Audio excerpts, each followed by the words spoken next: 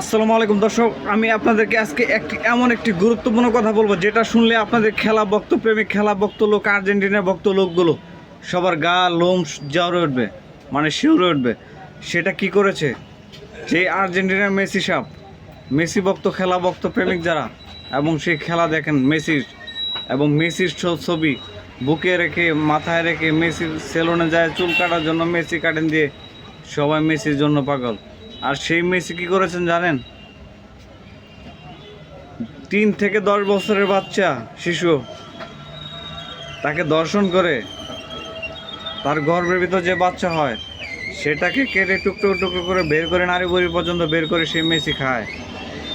এখন আপনারা ভাবেন আপনি কাকে সাপোর্ট করতেছেন, কেন সাপোর্ট করতেছেন?